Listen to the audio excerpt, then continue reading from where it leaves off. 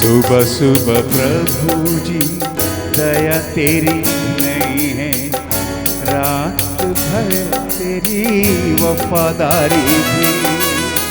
सुबह सुबह प्रभु जी दया तेरी नहीं है, रात भर तेरी वफादारी भी। वर्णन करूं मैं कैसे प्रभु जी, करता रहूं मैं बस तेरी स्तुति। वर्णन करूं मैं कैसे प्रभु जी, करता रहूं मैं बस तेरी स्तुति। ऐ मसीह तू महिमा पाए, नाम है तेरा महान। जय मसीह की। हमारे परमेश्वर के नाम को महिमा मिले। एक और नए दिन प्रभु ने हमारे जीवन में प्रदान किया है। स्वागत है आप सबका इस कार्यक्रम में। आज की रोटी शीघ्र ही आने वाला प्रभु यीशु मसीह के मधुर नाम से प्यार भरा नमस्कार। आइए हम प्रार्थना करें। स्वर्गीय पिता, धन्यवाद करते आपका पुत्र यीशु मसीह के नाम से हम आपके सन्मुख में आते हैं। प्रभु जी, हमारे जीवन में अनेकों प्रकार के कमी कटियां जाने में अनजाने में हो सकता है। प्रभु जी, हमारे मानुषिक बुद्धि से, हमारे आत्मीय हृदय से हम इन बातों को समझकर प्रतिदिन आपके इच्छाओं को जांचकर परखकर प्रभु उसमें चलने वाला आनंद काल के जीवन के लिए योग्य बनने पाए। धन्यवाद परमेश्वर। जितने भी प्रियों ने प्रार्थना मांगा, जो दुख में मुसीबतों में है, परमेश्वर उन पर कृपा करे। प्रतियों के अवस्थाओं के अनुसार परिवर्तन हम चाहते प्रभु आपके साथ कि हमारे रिश्ता बहुत ही नजदीकी ही होने पाए। हमारे देश के समष्टियों के लिए धन्यवाद प्रभु जी। हमारे अधिकारी गण प्रभु हालेलुया देश चलाने के लिए, जैसे सुलेमान ने प्रार्थना किया, विस्डम प्रभु जी बुद्धि ज्ञान और समझ से उन्हें परिपूर्ण कर। हमारा सेना, हमारा पुलिस, हमारे अस्पताल के प्रत्येक कर्मचारियों के लिए मध्य सदा करते हैं प्रभु जी। इस महामारी में दूसरों के प्राण बचाने के लिए जो प्रिय लोग लगे हैं, उन्हें आशीष देना। उनके परिजनों को भी प्रभु तू सुरक्षित रखना। धन्यवाद आपके वचन के लिए। आपके वचनों से हमसे बातचीत करें परमेश्वर, यीशु मसीह के नाम से आमीन। आज के मनन के लिए हम प्रभु के वचन से एक पद पढ़ेंगे। मत्ती के सुसमाचार 6वें अध्याय के 12वें वाक्य। और जिस प्रकार हमने अपने अपराधियों को क्षमा किया है, वैसे ही तू भी हमारे अपराधों को क्षमा कर। प्रभु यीशु मसीह के सेवकाई के समय पर 3.5 साल यीशु मसीह संसार में सेवकाई किया है। अनेकों को चंगा किया है, दुष्ट आत्मा से ग्रसितों को स्वतंत्र किया है।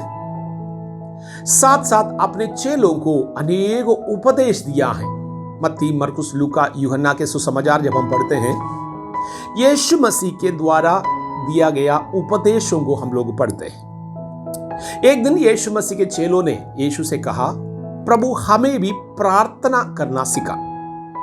क्यों यह सवाल आया होगा? क्योंकि यीशु मसीह दिनों रात जब भी अवसर मिलता था, प्रार्थना में ज्यादा समय व्यतीत करते थे, जबकि वो स्वयं परमेश्वर होकर, परमेश्वर देहधारी होकर मनुष्यों के बीच में आया है।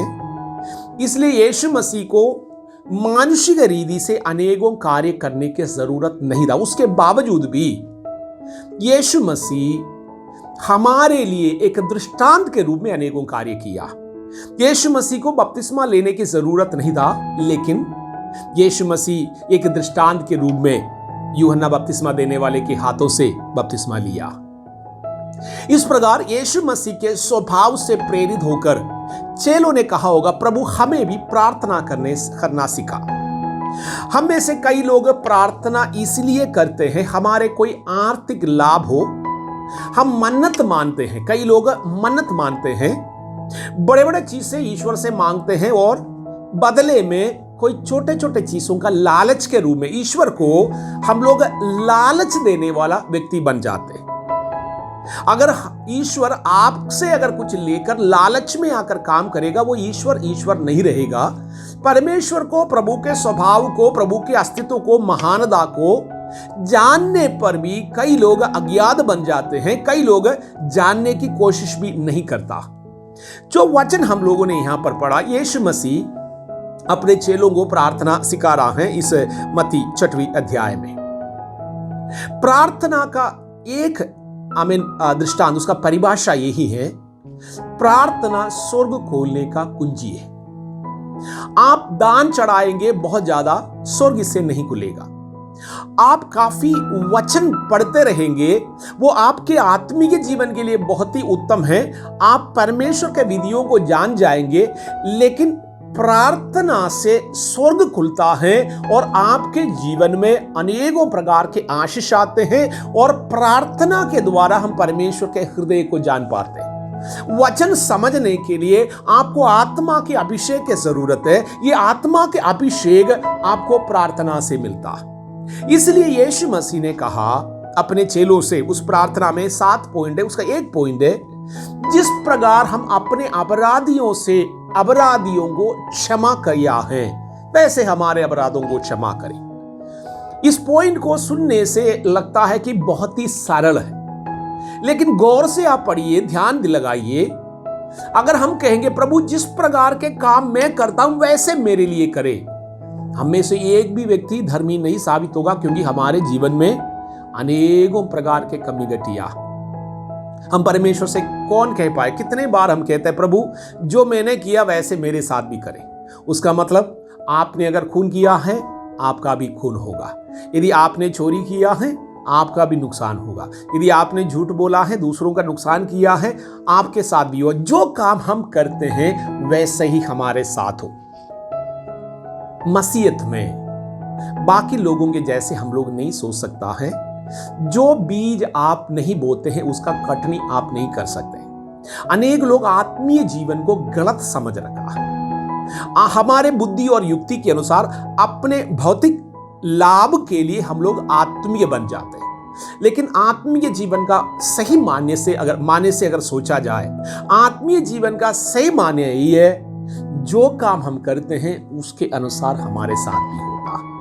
एक बार वास्तव में हम पर अनुग्रह किया जाता है, परमेश्वर का अनुग्रह है, उसके लिए हमारा काम आमीन हालेलुया किसी भी रीति से मदद नहीं है, हमारे कामों के अनुसार नहीं, लेकिन उद्धार पाने के बाद हमारे हर एक कामों का लेखा लिया जाता है स्वर्ग में। प्रतिफल अगर आप चाहते हैं, प्रभु हमारा प्रार्थना आप सुने, जिस प्रकार हम अपने अपराधियों के पापों को क्षमा करते हैं।